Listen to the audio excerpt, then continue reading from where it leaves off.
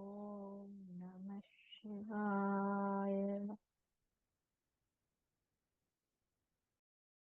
ઓમ નમઃ શિવાય. ઓમ નમઃ શિવાય. ઓમ નમઃ શિવાય. ઓમ નમઃ શિવાય. ઓમ નમઃ શિવાય. ઓમ નમઃ શિવાય.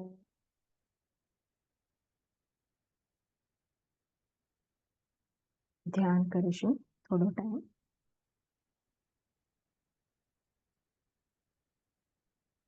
ઓમ નમઃ શિવાય. ભગવાનને મારા નમઃ. નમઃ એટલે શરણાગતિ. નમઃ એટલે સમર્પણ. કોનું સમર્પણ? જે મારું હોય એનું સમર્પણ. શું મારું છે? મારા આગ્રહોનું સમર્પણ. મારું આ માનવું કે આ શરીર મારું છે એનું સમર્પણ. કેવી રીતના સમર્પણ? ઓળખવું કે આ શરીર તો મને આપવામાં આવ્યું છે. It is given. શરીર મારા મા બાપે આપ્યું. મા બાપે જાતે ક્રિએટ ના કર્યું. એમને પણ એ શક્તિ અને સામર્થ્ય પણ આપ્યું. He is the giver. એ ગિવરને, એ અલ્ટિમેટ ગિવરને મારા નમઃ.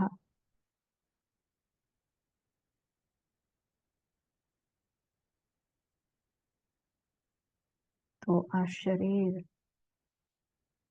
પ્રત્યેનો આગ્રહ હું રાખી શકું? શરીર મને આપવામાં આવ્યું છે એટલે મારું છે. મને ટ્રસ્ટી રૂપે આ આપવામાં આવ્યું છે સાધન,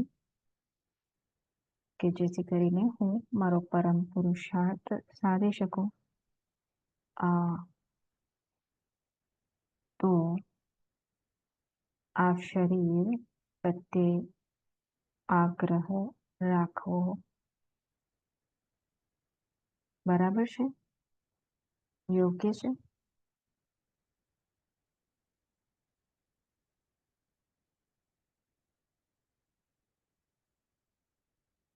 આ શરીર પ્રમાણે હું મારી જાતને તોડવો એ શું યોગ્ય છે? હું શરીર પૂરતો જ શું સીમિત છું? હું કોણ છું? હું આ શરીર છું. શરીર તો નારાયણ છે. નારાયણ આપેલું છે એટલે નારાયણ મટી ગયો છે. નારાયણે શરીર આપ્યું આપણને, અને મેં કોઈક છોકરાને ચોકલેટ આપી એ રીતના હું છૂટી અને પેલાને ચોકલેટ આપી એ છૂટું. એ પ્રકારે નારાયણ આપ્યું છે શરીર, કે નારાયણ શરીર બનીને આપણી પાસે જ છે. પરા પ્રકૃતિ અને અપરા પ્રકૃતિ, આ બંને પ્રકૃતિ વડે જ હું સમગ્ર જગતની રચના કરું છું. સમગ્ર જગત રૂપે અભિવ્યક્ત થઉં છું. તો આ શરીર પરા અને અપરા પ્રકૃતિ વાળું બનેલું ભગવાનની અભિવ્યક્તિ, એટલે કે ભગવાન એટલે કે નારાયણ. એ નારાયણ જ છે ને. આ મારું શરીર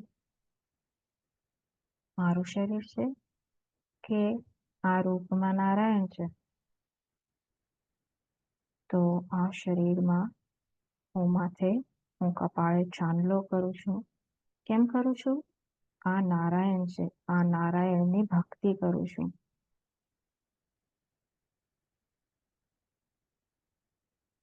હું કેમ વાળ ઓળું છું? આ નારાયણ છે, આ નારાયણની પૂજા કરું છું. હું કેમ આ શરીરને શણગારું છું? આ નારાયણને શણગારું છું.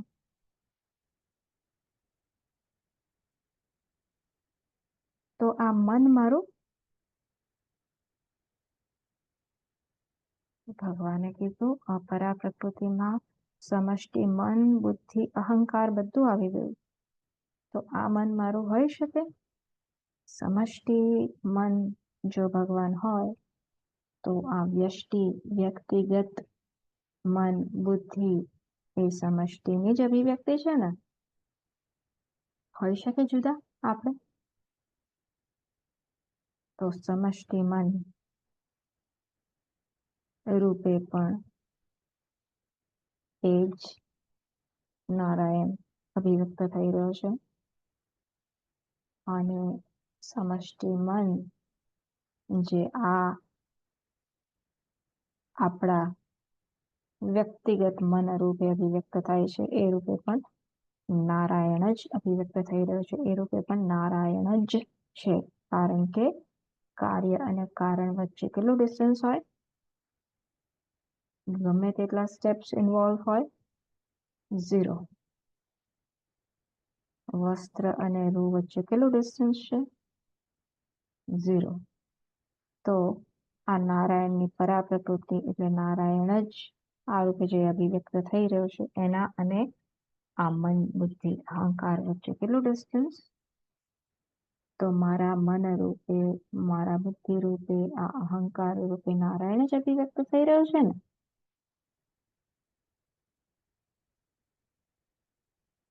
તો નારાયણ આવું અપમાન કરે કોઈકનું, આવું બોલે? જો પેલો વ્યક્તિ તો કેવું કરે છે, નારાયણ એવું કરે? આ થોડી નારાયણ હોઈ શકે.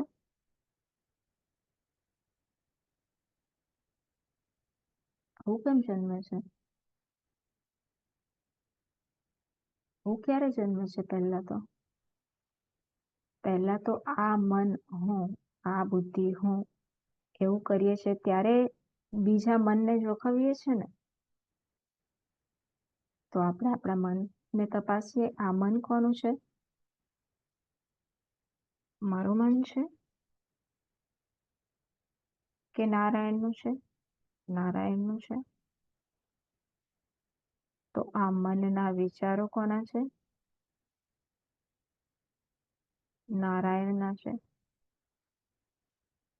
તો હવે એના માટેના જે અભિપ્રાયો હું રાખું છું, પડોશીનું લઈને બેઠો છું ને એ રીતના નારાયણનું લઈને બેઠો છું. અને નારાયણ કેવો હોવો જોઈએ, નારાયણ કેવો ના હોવો જોઈએ, એ બધા હું બાજુ પર જરા મૂકી દઉં અને પડોશીએ મને કશું આપ્યું, એને કોઈકે મને આપ્યું છે એ રીતના સાચવું, તો મારા આગ્રહો છૂટે કે નહીં? મારું પોઝેસિવનેસ છૂટે કે નહીં? તો આ મને મન, બુદ્ધિ, અહંકાર આપવામાં આવેલા છે. નારાયણ છે આપવામાં આવેલા છે અને એ રૂપે ચોકલેટની રૂપે નહીં, એ રૂપે નારાયણ અભિવ્યક્ત થઈ રહ્યો છે. એ જ રીતના કોઈના પણ શરીર અને મન, બુદ્ધિ રૂપે નારાયણ જ અભિવ્યક્ત થઈ રહેલો છે.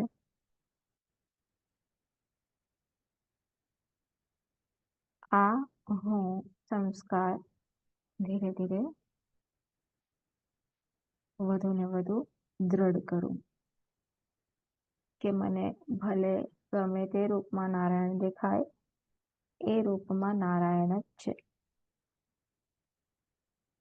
પેલો લાલો માખણ ચોરે તો પણ નારાયણ છે અને કૃષ્ણ રૂપે અર્જુનનો સારથી બને તો પણ એ જ નારાયણ છે. શિશુપાલનો વધ કરે તો એ પણ નારાયણ છે.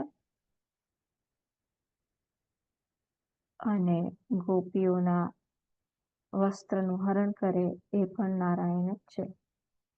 બધી લીલાઓ નારાયણ જ કરે છે.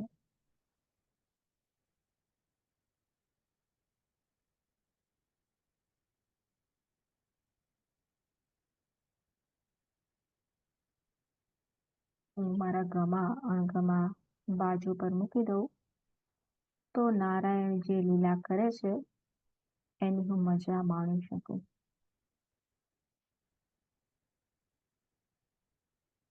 અને હું પણ એન્ઝાઇટી, સ્ટ્રેસ એનાથી મુક્ત થઉં.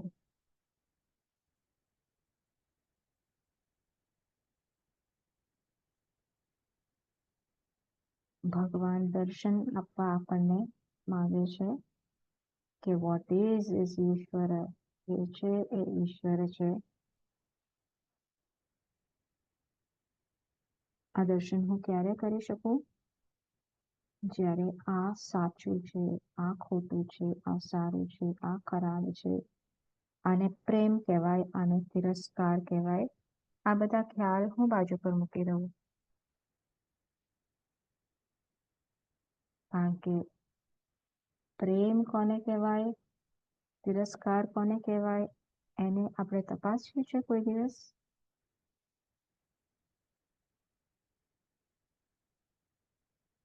પ્રેમ અને તિરસ્કારની આપણી વ્યાખ્યા શું છે?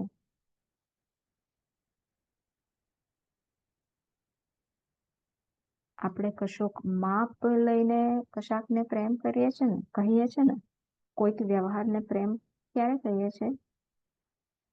કોઈક રેફરન્સ પોઈન્ટથી, કોઈક માપથી. એ કયો માપ છે? એ માપમાં હું આવું છું?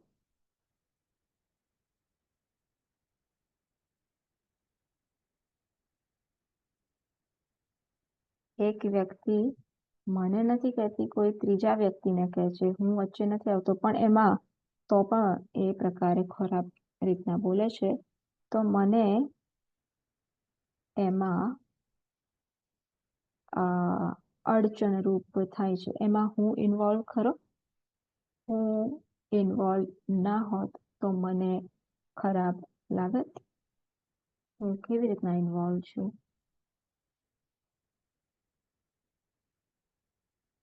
મારા ગમા અણગમા રૂપે હું ઇન્વોલ્વ છું.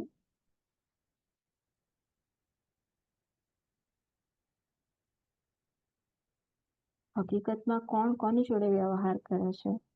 જો આ શરીર મન બુદ્ધિ પણ નારાયણ હોય, બીજાનું શરીર મન બુદ્ધિ પણ નારાયણ હોય, ત્રીજાનું શરીર મન બુદ્ધિ પણ નારાયણ હોય, તો કોણ કોની જોડે વ્યવહાર કરે છે?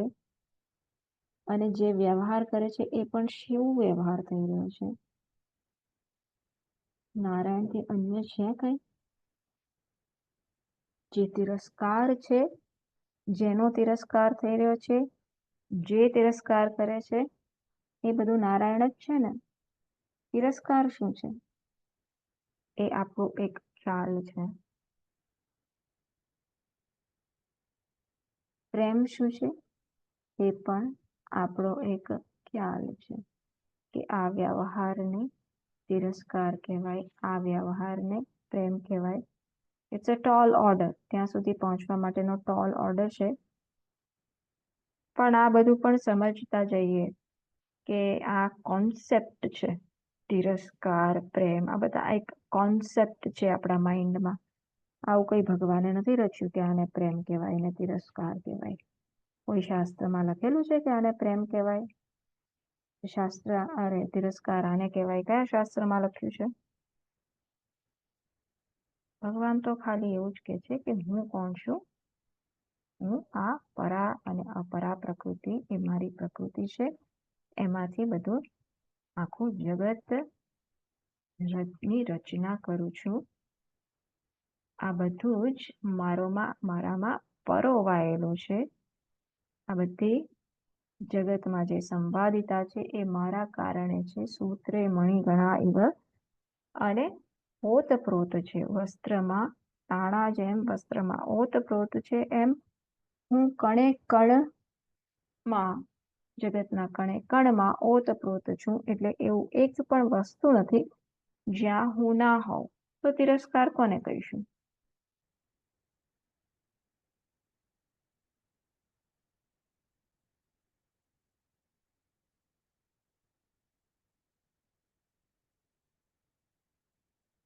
તિરસ્કાર એ કાર્યનું નામ હોય, એનું મૂળ કારણ શું છે?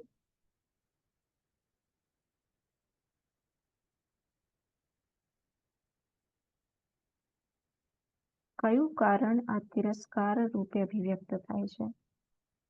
નારાયણથી કોઈ અલગ કારણ છે? તત્વ શું છે? તિરસ્કારનું તત્વ શું છે? તિરસ્કાર કયા આધાર ઉપર નાચી રહ્યું છે?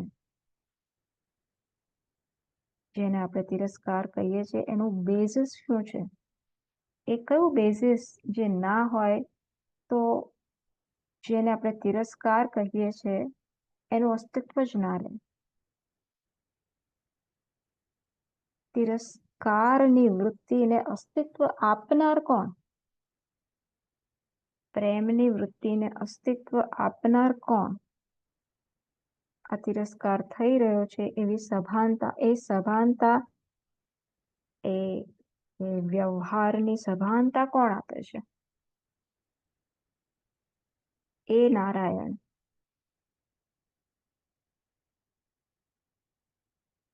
ચાંદની ને ચાંદનીમાં મને રોમાંચ થાય તો ચાંદનીને સત્યતા આપી દઉં, પણ એ ચાંદનીનો પ્રકાશ કોનો? ચાંદનીનો પ્રકાશ સૂર્યપ્રકાશ છે કે નહીં?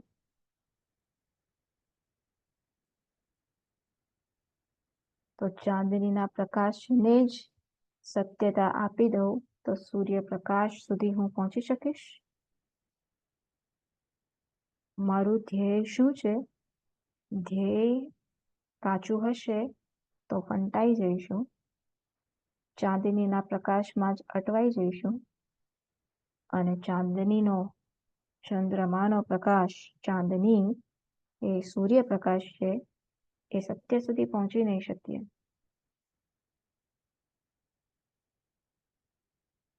ધ્યેય શું છે?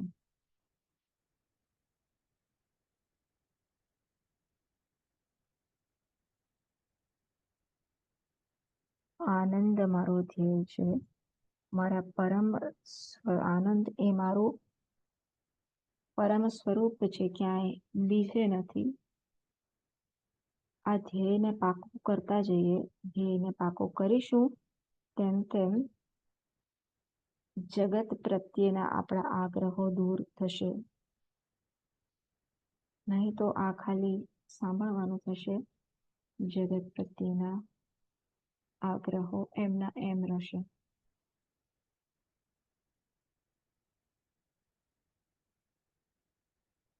મારો ધ્યેય એક નારાયણ જ છે, નારાયણના સ્વરૂપને જાણવાનો છે. એ નારાયણ ખુદ એવું કહે છે કે મેં જ આ પરા અને અપરા પ્રકૃતિથી સમગ્ર જગત રચ્યું. એટલે કે આ શરીર, મન, બુદ્ધિ રૂપે પણ હું જ અભિવ્યક્ત થઈ રહ્યો છું. હું નારાયણ જ છું. તારા શરીરમાં, મારા શરીરમાં, અનેક શરીરોમાં હું નારાયણ જ છું. તો વ્યવહાર નારાયણ જ એક બીજા નારાયણ જોડે કરી રહ્યો છે. એક નારાયણ અને બીજો નારાયણ નહીં, એક જ તત્વમાં આ ભેદભાવ રૂપી વ્યવહાર જણાય છે, પ્રતીત થાય છે.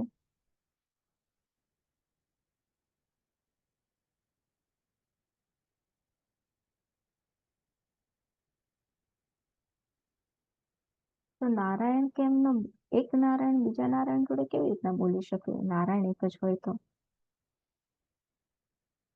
નારાયણ તો જ્યો કા ત્યો છે. દોરડું એમનું એમ છે. એના ઉપર સાપનો, માળાનો, દંડાનો ભ્રમ સેવી અને જાત જાતના વ્યવહાર થાય છે. દોરડું ખાલી એ સાપને પણ અસ્તિત્વ પ્રદાન કરે છે, સભાનતા પ્રદાન કરે છે.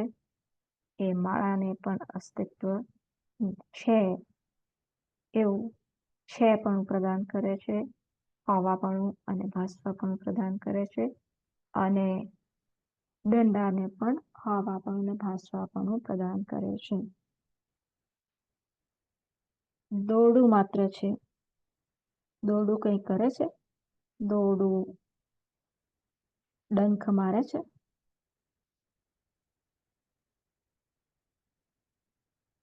દોરડું કશું કરે છે?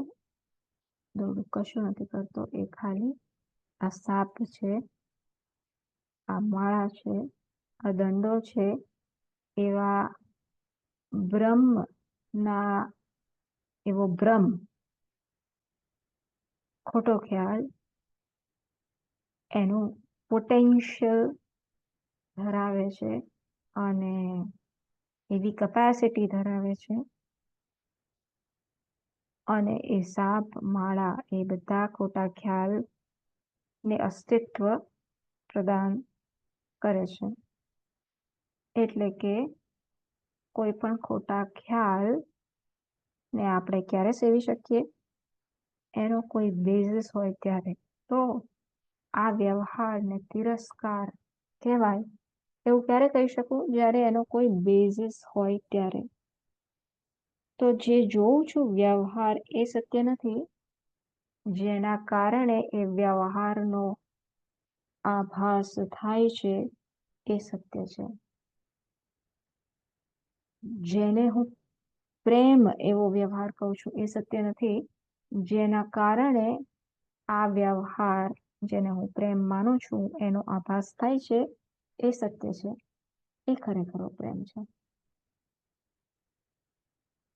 એ વ્યવહારને સત્યતા આપનારું છે. તો જે વ્યવહારમાં આપણને આભાસ થાય છે, એમાંથી હવે જેના કારણે આ બધો આભાસ થાય છે, ત્યાં સુધી આપણે પહોંચવાનું છે. તો જ્યાં સુધી વ્યવહારમાં અટવાઈશું, મારા રાગ દ્વેષ ઓછા નહીં કરું, ત્યાં સુધી હું ત્યાં નહીં પહોંચી શકું, મારા ગંતવ્ય સુધી નહીં પહોંચી શકું. હું નારાયણને પકડવા માંગુ છું અને દુનિયાને પણ પકડી રાખું, તો એ રીતના નહીં પહોંચી શકું. દુનિયાને પકડવી એટલે શું? નામરૂપને પકડવા અને નામરૂપની સત્યતાને પકડવી. નામરૂપને મહત્વ આપવું. કેટલું મહત્વ આપવું? નામરૂપને વધારે, નારાયણ કરતા વધારે મહત્વ આપવું. એની જે સત્યતા છે, એનું જે બેઝિસ છે, એના કરતા વધારે સત્યતા આપવી. તો આખી પ્રોસેસ આપણી સાધનાની નારાયણને ક્યારે ઓળખી શકીશું? જ્યારે દરેક નામ રૂપ નું અધિષ્ઠાન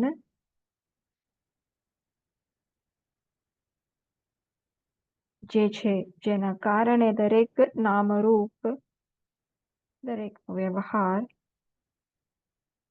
પ્રેમનો, ઘૃણાનો, જેલસીનો, તિરસ્કારનો, જે પણ ઇમોશન્સ હોય, દરેક વ્યવહારનો જે આધાર છે, જેના કારણે એ વ્યવહાર મને ભાસી રહ્યો છે, એના તરફ નજર કરવાની છે મારે.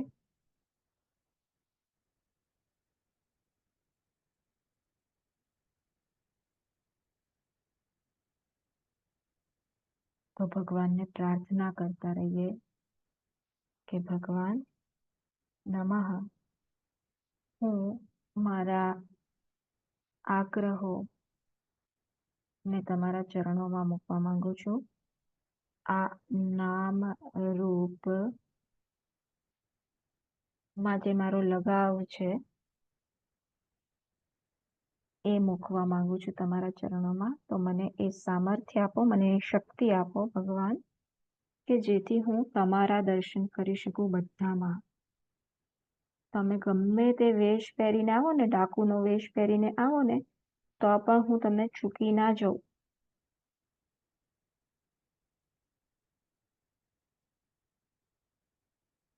તમે નાના બાળકનો વેશ લઈને આવો અને યશોદામાને જેમ બ્રહ્માંડ દેખાડી દો તમારા મુખમાં, એમ તમે ગમે તે વેશ પહેરીને આવો,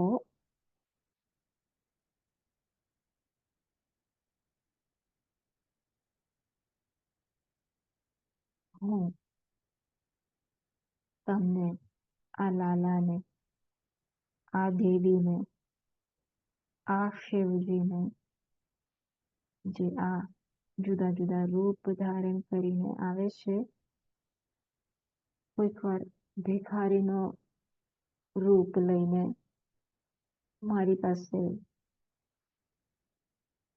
એક કેવું માંગવા આવે છે, 10 રૂપિયાના બદલે એક કેવું માંગવા આવે છે, જોવા માંગે છે, તપાસવા માંગે છે કે મેં આને આટલું બધું આપ્યું, આ મને શું આપી શકે છે? તું આપી શકે છે? આમ તો તું આપનાર પણ કોણ? છતાં આ બધું હું જ છે એવું જ્યારે તે માની બેઠું છે, તો આ જગતને ઈશ્વર તું કેટલા અંશે જોઈ શકે છે? તું બધાને આપી શકે છે?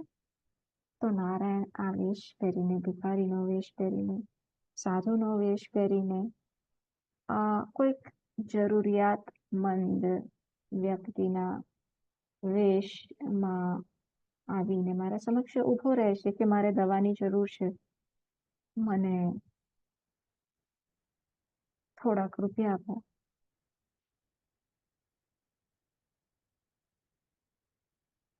મને 100 રૂપિયા આપો.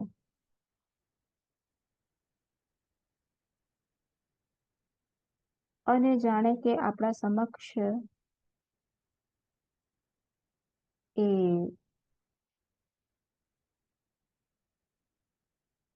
અભિનય કરે છે કે ના, મને બહુ વાગ્યું છે, મારે સર્જરી કરવાની છે, મને 10 રૂપિયાથી નહીં કામ ચાલે, મારે 100 રૂપિયાની દવા કરવાની છે, આવો વેશ લઈને આવે છે.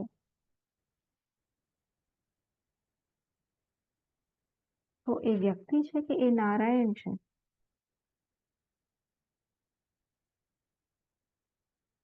એ નારાયણ નથી? જે જોવા માંગે છે કે હું તો આખી દુનિયા બની ગયો છે, તું મને શોધવા નીકળી છે, તો લે તારી સમક્ષ આવ્યો, હવે તું ઓળખ. તું દિવસ રાત પ્રાર્થના કરે છે કે ભગવાન દર્શન આપો, હું દર્શન આપી જ રહ્યો છું. Now it's a challenge. Can you identify me? સંતા કુકડી રમીએ. તું મને ઓળખી શકે છે? હું તિરસ્કારના રૂપે આવું છું, તું મને ઓળખી શકે છે?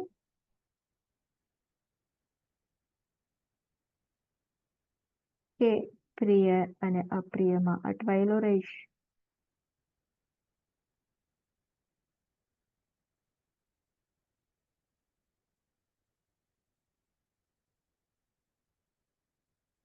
તો ભગવાન સંતા કુકડી રમે છે, આપણે પણ આ ગેમનો, આ રમતનો ભગવાન સાથે આવકારીએ. ભગવાન જગત બની ગયો છે અને આ જગતમાં કોઈક પળે આપણને દેખો દે છે કે હું આવ્યો. તે ઓળખી મને? ઓળખી શકીશ? Where am I? Peekaboo. એવી એક ગેમ આવતી હતી નાના હતા ત્યારે, નાના છોકરા જોડે કરતા હતા. એવી રીતના ભગવાન, હું ક્યાં છું ઓળખી શકો છો? હું જુદા જુદા વેશ પહેરીને આવું છું, ઓળખી શકશો?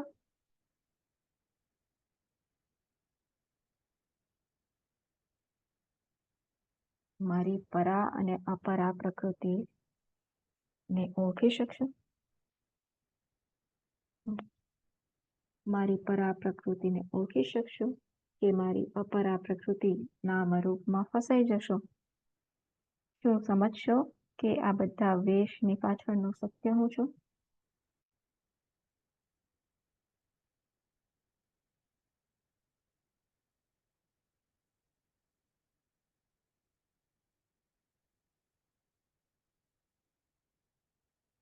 ભગવાનની સમજ આપણે જ્યાં સુધી બરાબર નહીં થાય ત્યાં સુધી ભગવાનને બધે નહીં જોઈ શકીએ. ભગવાનની સમજ આપણી ખાલી દયાળુ એ જ ભગવાન હોય, ખાલી કરુણામય એ જ ભગવાન હોય, તો આપણે ભગવાનના દર્શન બધે નહીં કરી શકીએ. કારણ કે આપણી ઇક્વેશન વન સાઇડેડ છે કે ભગવાન તો દયાળુ જ હોય. તો ભગવાન દયાળુ હોય તો અર્થક્વેક થાય અને આટલા બધાનું માણસોની મૃત્યુ થાય, એને કેવી રીતના એક્સપ્લેન કરશો?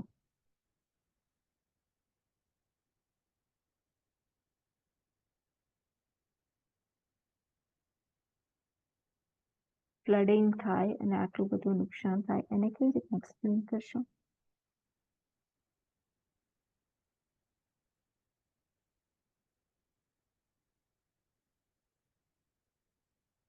ભગવાન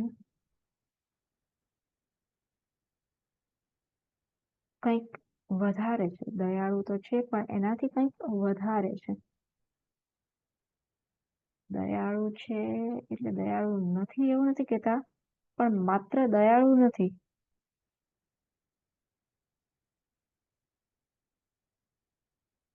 એ આ દયાળુ છે, દયાનો પણ ભાવ પશાને પ્રદાન કરનારો છે. કેવી રીતના?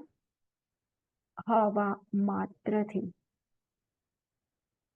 He is that one equation which has all the potential. એ સમષ્ટિ તત્વ છે. નારાયણ એ એક એવું સમષ્ટિ તત્વ છે જેમાં આ દુનિયાના બધા વ્યવહારની અભિવ્યક્તિનું પોટેન્શિયલ છે.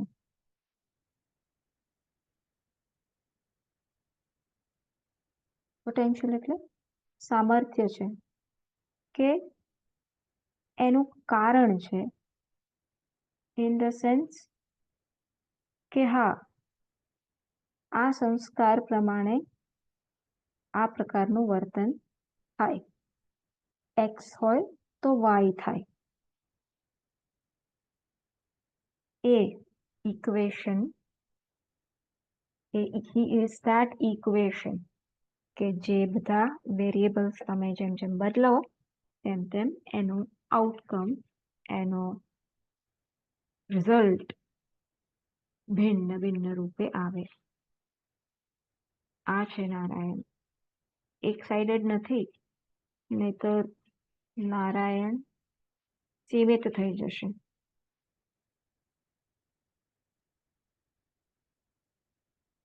દેવતાઓ જ નારાયણ હોય અને રાક્ષસો નારાયણ ના હોય તો નારાયણ સીમિત થઈ જશે. પણ રાક્ષસો કેવી રીતના નારાયણ છે? બેક્ટેરિયા નારાયણ નથી?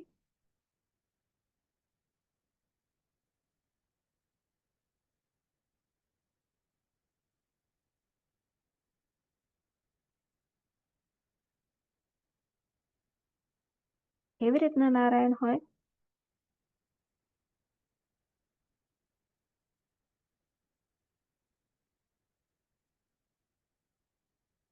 આખું ઇન્ફ્રાસ્ટ્રક્ચર પ્રદાન કરે છે.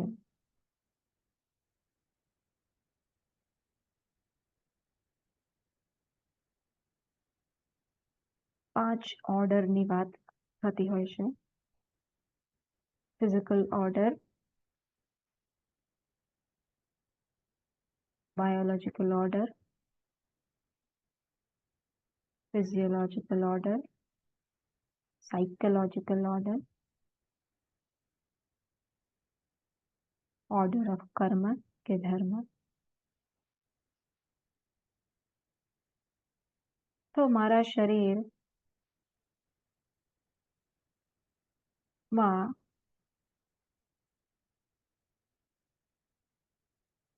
જે પણ હું ઓર્ડર જોઉં છું, ચપ્પુ વાગ્યું તો ઘા થાય છે, યુનિવર્સલ છે. તમને ચપ્પુ વાગે તો પણ ઘા થાય, મને ચપ્પુ વાગે તો પણ ઘા થાય, યુનિવર્સલ છે.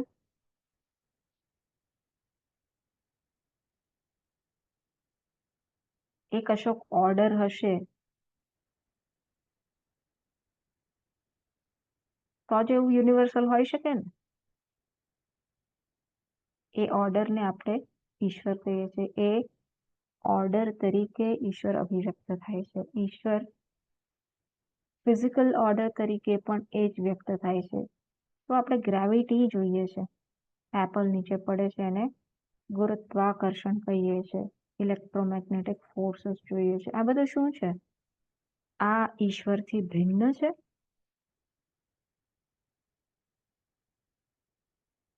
આપણે ઈશ્વરને એક વ્યક્તિ વિશેષ ગણી બેસીએ છીએ. વ્યક્તિ એ શું એ પણ આપણને ખબર નથી હોતી.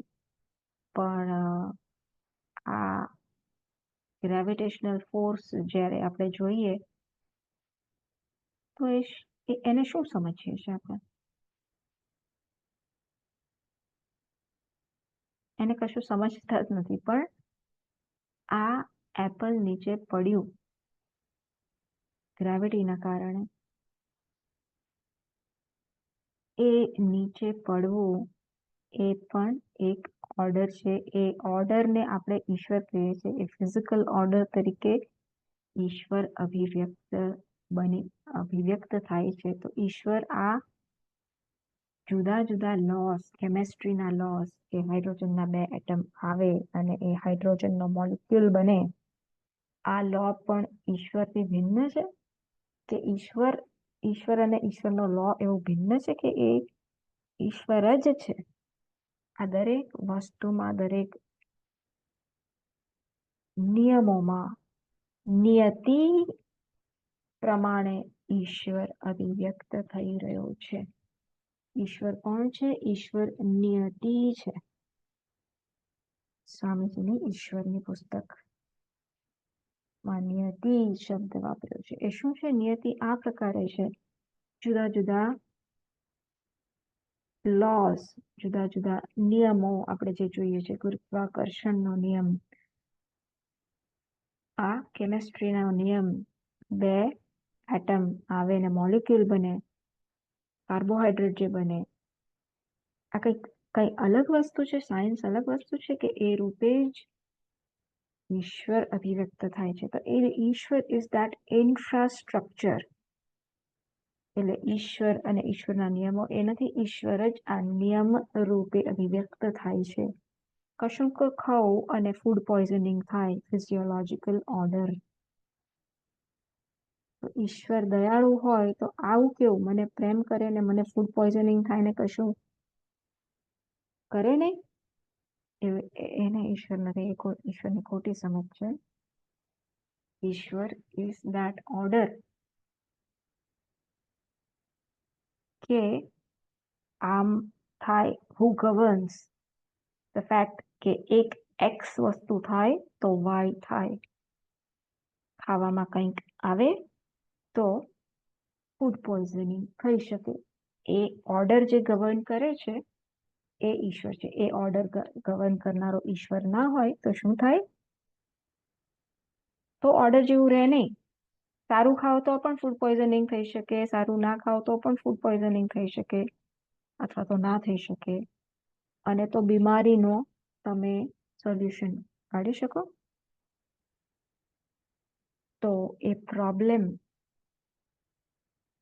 એક્સ ખાઓ તો વાય થઈ શકે, એને ગવર્નિંગ ફેક્ટર એ ઈશ્વર છે, એનું જે નિયંત્રણ કરનાર છે અને એ નિયમ પ્રમાણે જે અભિવ્યક્ત થાય છે એ ઈશ્વર છે.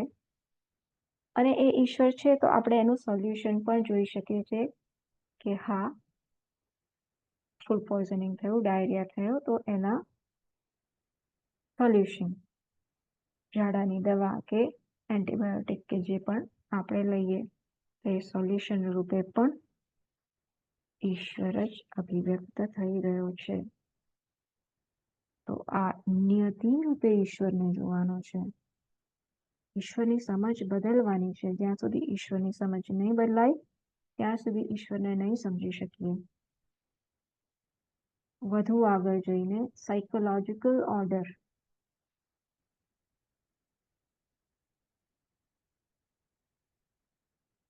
ફિઝિયોલોજીકલ ઓર્ડરમાં હોર્મોનલ ઓર્ડર પણ જોઈ લેવાનો કે શરીરમાં આ પ્રકારનું બદલાવ થાય ત્યારે આ પ્રકારના રિએક્શન્સ હોઈ શકે. થોડોક અજંપો થઈ શકે, બિફોર પીરિયડ્સ અજંપો થઈ શકે. Part of the order, part of the Niyati, physiological order, અને એ રૂપે ઈશ્વર જ અભિવ્યક્ત થઈ રહ્યો છે. ઈશ્વરની જ અભિવ્યક્તિ છે, ઈશ્વરના જ નિયમો છે, અને ઈશ્વર અને એના નિયમો ભિન્ન નથી, શિવ અને પાર્વતી ભિન્ન નથી, એમ ઈશ્વર જ એ રૂપે અભિવ્યક્ત થઈ રહ્યો છે.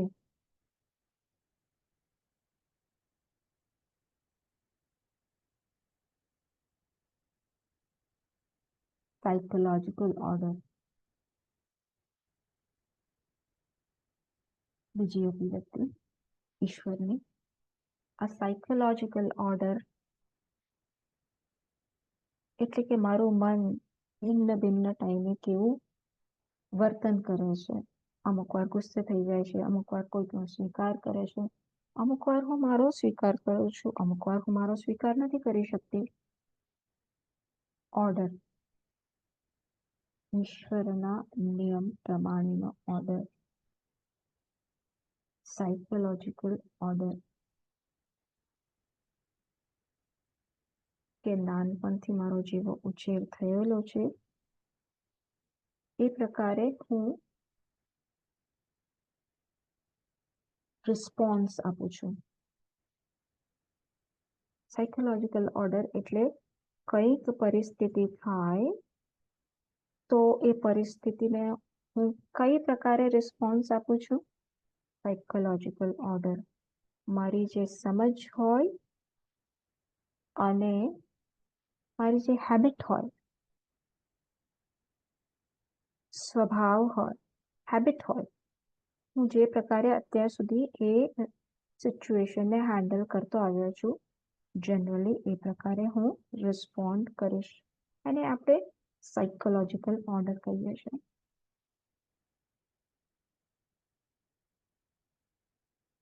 આ સાયકોલોજીકલ ઓર્ડરને આપણે અધ્યાત્મના ક્ષેત્રમાં બદલવાનો પ્રયત્ન કરીએ છીએ, જેથી કરીને આપણું મન વધારે સૂક્ષ્મ થાય અને સાત્વિક બને, અને સૂક્ષ્મથી પણ સૂક્ષ્મ ઇન્ટરેક્શન આપણે સમજી શકીએ, જાણી શકીએ, અને એ સૂક્ષ્મથી પણ સૂક્ષ્મ તત્વ નારાયણ સુધી પહોંચી શકીએ. પણ આ ઇન્ફ્રાસ્ટ્રક્ચર કોણ છે? કોણે બનાવ્યું? નારાયણે. અને એ બનાવનાર આ ઇન્ફ્રાસ્ટ્રક્ચરથી જુદો છે? ના, એ ખુદ આ ઇન્ફ્રાસ્ટ્રક્ચર છે, અને એના બધા વેરિયેબલ્સ પણ એ છે. જેમ સ્વપ્નમાં કોઈ પણ ઇમોશન આવે છે એ મારી જ અભિવ્યક્તિ છે ને, હું જ પર્વત રૂપે અભિવ્યક્ત થઉં છું કે નહીં? સ્વપ્નમાં હું મારા મિત્ર જોડે દોસ્તી કરું છું, એ કઈ અભિવ્યક્તિ કોની છે? મારી છે. હું મારા મિત્ર જોડે લડું છું, એને અપશબ્દો કહું છું. એ કોણ છે? હું છું. હું એને પ્રેમ કરું છું. એ કોણ છે? હું છું. હું એને તિરસ્કાર કરું છું. એ કોણ છે? હું છું.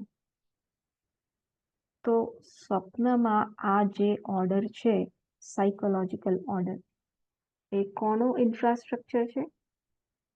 મારું. હું એ ઈશ્વર છું, જે આ સાયકોલોજીકલ ઓર્ડર તરીકે સ્વપ્નમાં બી વ્યક્ત થઉં છું ને.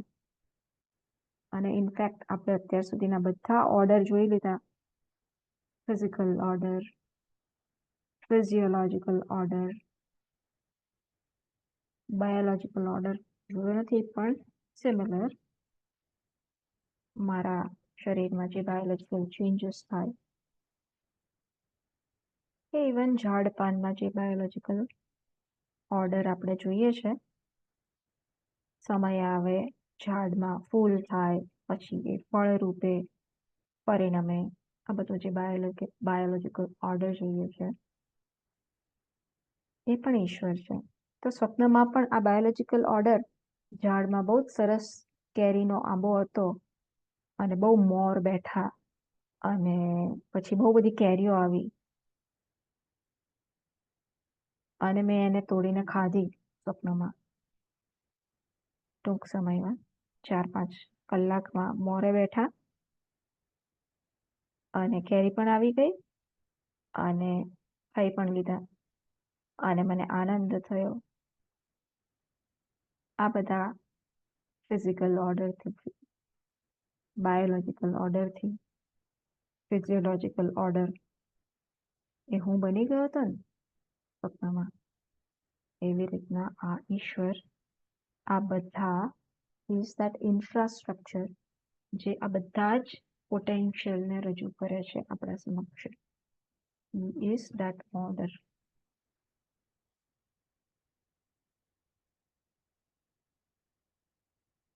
તો સ્વપ્નમાં ઝઘડીએ છીએ આપણે, એણે કેમ આવી રીતના આવું બોલ્યો, આવું અપમાન કેમ કર્યું પેલા માણસનું, આદર ધરાવનાર વ્યક્તિનું આવું કેમ અપમાન કર્યું. સ્વપ્નમાંથી જાગીને હું કકળાટ કરું છું અને સ્વપ્નમાં જ્યાં સુધી હું કકળાટ કરું ત્યાં સુધી પોસિબલ છે કે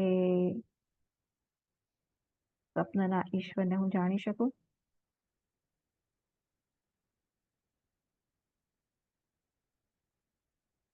તો આપણા ધ્યેય સુધી પહોંચવા,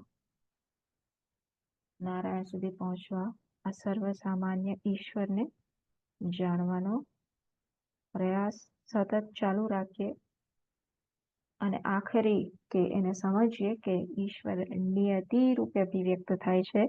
માત્ર દયાળુ એટલો ઈશ્વર એ સમજને હવે ખંખેરવી પડશે.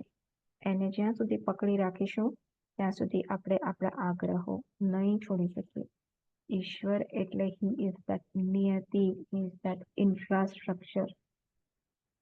સારું ખોટું એ બધાને અસ્તિત્વ પ્રદાન કરનાર જે ઇન્ફ્રાસ્ટ્રક્ચર છે એ ઈશ્વર છે.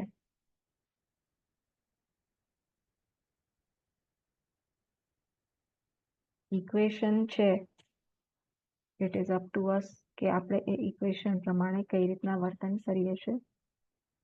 આપણામાં આપણે પરિવર્તન લાવી શકીએ, પણ એટ ધ સેમ ટાઈમ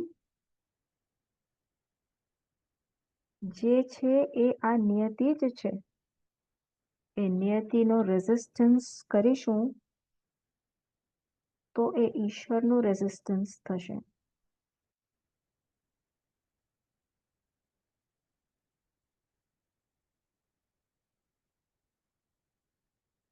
કોઈ પણ વ્યવહારમાં હું એ વ્યવહારને સ્વીકારી ના શકું તો તપાસીએ. હું આ વ્યવહારમાં કયો આસ્પેક્ટ નથી સ્વીકારી શકતો. આ સંપૂર્ણ ઈશ્વર છે કે નહીં. આ ફિઝિકલ ઓર્ડર તરીકે, ફિઝિયોલોજીકલ ઓર્ડર તરીકે, બાયોલોજીકલ ઓર્ડર તરીકે આ વ્યક્તિ કે સિચ્યુએશનમાં ઈશ્વરની અભિવ્યક્તિ છે કે નહીં, આમાંનો કયો અંશ મને આ ઈશ્વર નથી એવો ખ્યાલ ઉત્પન્ન કરે છે એને તપાસ છે. આવી રીતના ધીરે ધીરે તપાસ કરીને જ ઈશ્વર તત્વ જે છે એને ઈશ્વર તત્વનું સ્થાન આપીશું અને આપણે આપણા આગ્રહોને ત્યાગી શકીશું. આપણે આપણા આગ્રહોને ઈશ્વરની સાચી સમજ થ્રુ જ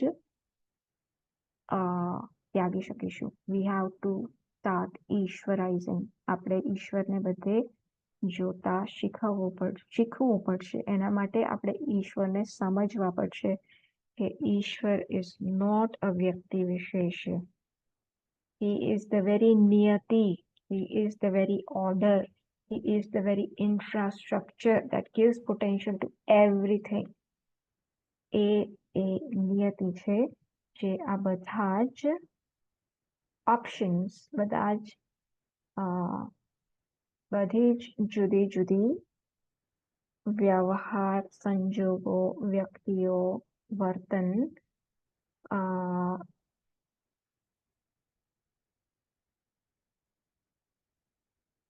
ને અસ્તિત્વ પ્રદાન કરે છે, ને હોવાપણું પ્રદાન કરે છે.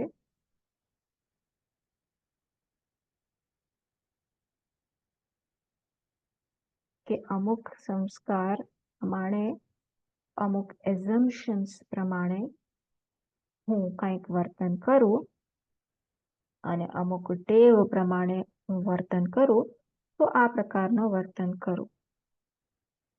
એ વર્તન ના બદલાય એવું નથી.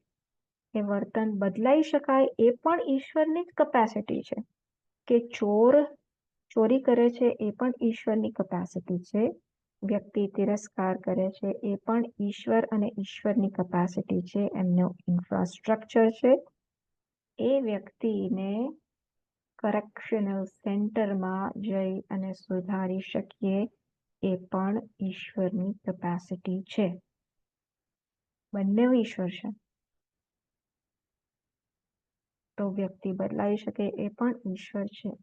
પણ મારા ભાગે હું ગમે તેનો રેઝિસ્ટન્સ કરીશ તો એ ઈશ્વરનું રેઝિસ્ટન્સ થશે. બદલાવ ના કરવો એવું નથી, પણ સમજદારીથી બદલાવ કરવો.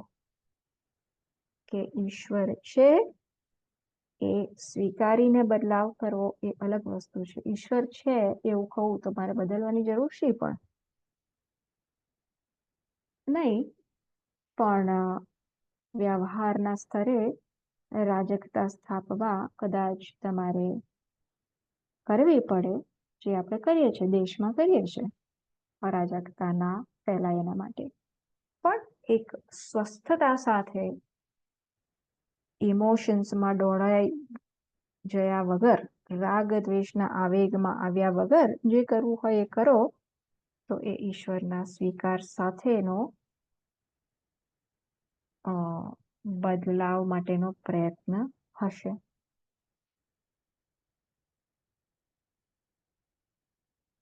અને ખરેખર આપણે કશું બદલી નથી શકતા. આપણે ખાલી આપણા તરફથી આપણને યોગ્ય લાગે તો આપણે કંઈક પ્રયત્ન કરવાનો કે હે ઈશ્વર, તમારા ઇન્ફ્રાસ્ટ્રક્ચર પ્રમાણે આ પ્રયત્ન પણ, મારો પ્રયત્ન પણ એ તમારા ઇન્ફ્રાસ્ટ્રક્ચરને અંતર્ગત જ છે. તો આ ઈશ્વરને નિયતિ રૂપે સમજવો બહુ જ જરૂરી છે. તો આપણે ઇમોશન્સને ટેકલ કરી શકીશું. કે આ બધા ઇમોશન્સ રૂપે x + y = z એ રીતના કંઈક ઇન્ફ્રાસ્ટ્રક્ચર પ્રદાન કરનાર અને એના રૂપમાં એ x + y = z, જાણે કે ગળણી છે ને, એ ગળણી છે, એના થ્રુ જુદા જુદા વેરિયેબલ્સ એન્ટર થાય છે અને અભિવ્યક્ત થાય છે. તો એ ગળણી રૂપે ઇન્ફ્રાસ્ટ્રક્ચર પણ ઈશ્વર છે અને જે આવી રહ્યું છે બહાર એ પણ ઈશ્વર છે. આ નહીં જ્યાં સુધી સ્વીકારીએ ત્યાં સુધી થોડુંક આકરું લાગશે. ઈશ્વરની સાચી સમજ જ્યાં સુધી નહીં આવે ત્યાં સુધી જગતને ઈશ્વર જોવો અઘરું પડશે. તો ઈશ્વરની ડેફિનેશન જરા બદલવી પડશે. ઈશ્વર એ નિયતિ છે. નિયતિ રૂપે ઈશ્વર આપણા સમક્ષ અભિવ્યક્ત થાય છે. You have to recognize this. What is Ishvara? Ishvara is all the laws. Ishvara is the physical law. Ishvara is the gravitational law. The physical world is Ishvar. આ ભૌતિક જગત રૂપે ઈશ્વર છે. ઈશ્વર અભિવ્યક્ત થઈ રહ્યો છે. આ બાયોલોજિકલ જગત રૂપે ઈશ્વર અભિવ્યક્ત થઈ રહ્યો છે. જે પણ નિયમો જુદા જુદા જોઈએ, કેમેસ્ટ્રીના, રસાયણશાસ્ત્રના, ભૌતિક શાસ્ત્રના, ફિઝિયોલોજી, કોઈ પણ શાસ્ત્રમાં જે જોઈએ, અને છેવટે કર્મ અને ધર્મના પણ નિયમો કે આવું ખરો તો એનું આ પ્રકારનું કર્મફળ આવે. આ બધું જ આ નિયતિ બધી ઈશ્વરની નિયતિ છે.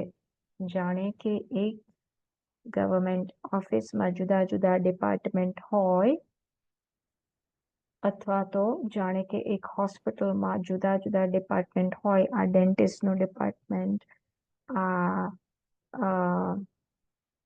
કેન્સર પેશન્ટ્સનું ડિપાર્ટમેન્ટ, આઈ ડોન્ટ નો જે પણ ડિપાર્ટમેન્ટ હોય, આ ન્યુરોલોજીકલ ડિપાર્ટમેન્ટ, આ જે પણ બીજા તમને યાદ આવતા હોય એ પણ એવા જુદા જુદા ડિપાર્ટમેન્ટ્સ. એ પ્રકારે આ ફિઝિકલ ઓર્ડર, ફિઝિયોલોજીકલ ઓર્ડર, એવા જુદા જુદા જાણે કે ડિપાર્ટમેન્ટ થ્રુ ઈશ્વર અભિવ્યક્ત થઈ રહ્યો છે. આ જુદા જુદા નિયતિ રૂપે ઈશ્વર અભિવ્યક્ત થઈ રહ્યો છે. અને એનો એક સીઈઓ એ પણ ઈશ્વર જ છે, માસ્ટર સીઈઓ. જે આ બધા ડિપાર્ટમેન્ટનું સંચાલન કરે છે એ નારાયણ જ કરે છે. એ Narayan is a mega order. કેવી રીતના? જેવી રીતના સ્વપ્નમાં આપણે આપણા ફિઝિકલ ઓર્ડરની જે અભિવ્યક્ત થાય છે, ફિઝિયોલોજીકલ ઓર્ડરની જે અભિવ્યક્ત થાય છે, પેલા પર્વતમાંથી પેલો પથ્થર ઉપરથી પડ્યો ને તો નીચે ગયો, તો એ ફિઝિકલ ઓર્ડર તરીકે હું અભિવ્યક્ત થાઉં છું ને. અને ઝાડમાં ફૂલ અને ફળ આવ્યા, એ બાયોલોજીકલ ઓર્ડર તરીકે હું જ અભિવ્યક્ત થાઉં છું ને. અને મેં કશું ખાધું ને ફૂડ પોઈઝનિંગ થયું, ફિઝિયોલોજીકલ ઓર્ડર તરીકે હું જ અભિવ્યક્ત થાઉં છું ને. અને મને બહુ જેલસી થઈ ગઈ. મારો મિત્ર એ થોડુંક જ વાંચ્યું અને એટલું બધું એને સરસ, શું કહેવાય કે સરસ પેપર લખ્યું અને સરસ માર્ક્સ આવ્યા, સરસ જોબ થઈ ગઈ, અને હું ત્યાંનો ત્યાં જ, હું ફેલ થઈ ગયો. મને જેલસી થઈ. તો એ જેલસી રૂપમાં પણ કોણ અભિવ્યક્ત થાય છે? સાયકોલોજીકલ ઓર્ડર તરીકે મનોવૈજ્ઞાનિક કે માનસિક નિયતિ રૂપે કોણ અભિવ્યક્ત થાય છે? મારી જ અભિવ્યક્ત થાય છે. એક મેગા ઓર્ડર, એક યુનિવર્સલ ચૈતન્ય કોન્શિયસનેસ આ ભિન્ન ભિન્ન રૂપે અભિવ્યક્ત થાય છે. હવે જ્યાં સુધી આ મારી જેલસી કરે છે, આ તિરસ્કાર કરે છે, એમાં હું અટવાઈશ ત્યાં સુધી એ સ્વપ્નનો જોનાર, પ્રોજેક્ટ કરનાર, એના ઉપર મારી દ્રષ્ટિ જશે નહીં જાય. અને તો શું થશે? હું સ્વપ્નના કેવો ભમ્યા કરું છું, એવી ને એવી જ રીતના આ સંસારમાં ભમ્યા કરીશ. આ સંસારમાં ભમ્યા કરવું છે કે એમાંથી બહાર નીકળવું છે? એમાંથી બહાર નીકળવું એટલે શું? આ સંસાર ચાલતું હોય તો પણ સમજવું કે આ ઈશ્વરનો ખેલ છે. શું મહત્વનું છે તમારું? યુ ટર્ન થયો છે? યુ ટર્ન કરવો છે? તો ઈશ્વરને નિયતિ રૂપે જાણીએ. વોટ ઇઝ ઈશ્વર વોટ ઇઝ ઇન ઓર્ડર, જે છે એ ઈશ્વર છે, જે છે એ બરાબર છે, ઈશ્વર નિયતિ રૂપે અભિવ્યક્ત થાય છે. આ સાયકોલોજીકલ ઓર્ડર તરીકે પણ, નિયતિ રૂપે પણ, નિયમો પ્રમાણે પણ, નિયમ રૂપે પણ ઈશ્વર અભિવ્યક્ત થાય છે. તો હું તિરસ્કાર રૂપે ઈશ્વર મારી જોડે જે હાઈડ એન્ડ સીક રમી રહ્યો છે એને હું ઓળખી પાડું, હે ઈશ્વર તું આવ્યો, આ તિરસ્કારના રૂપમાં આવ્યો, આવ, હું તને આવકારું છું, જા તું ખેલ, મેં તને ઓળખી કાઢ્યો, તું એ જ ઈશ્વર આ રૂપમાં મારી સમક્ષ આવ્યો. તારે જ્યાં સંતાવું હોય, જે વેશમાં આવવું હોય, તું આવ, હું તને જોવાનું ચૂકીશ નહીં. આવું કરી શકીએ, કરવાનો પ્રયત્ન કરી શકીએ. ધીસ ઇઝ ઈશ્વરાઇઝિંગ. આને કહીશું જે છે એ ઈશ્વર, એને ઈશ્વર તરીકે જોવાની પ્રક્રિયા. વોટ ઇઝ ઈશ્વર, જે છે એ ઈશ્વર છે. તો આખો દિવસ આપણો વોટ ઇઝ ઈશ્વરના દર્શનના પ્રયત્નમાં જાય એવી ભગવાનને પ્રાર્થના. ભગવાન નમઃ, તમારા ચરણોમાં નમઃ. મારા આગ્રહોનો નમઃ, મારી અણસમજનો નમઃ. હું મારી અણસમજ તમારા ચરણોમાં મૂકું છું. તમે મને તમારા નિયતિ રૂપે દર્શન કરવાનું સામર્થ્ય પ્રદાન કરો, જેથી કરીને હું મારા આગ્રહો તમારા ચરણોમાં સ્વસ્થતાથી મૂકી શકું.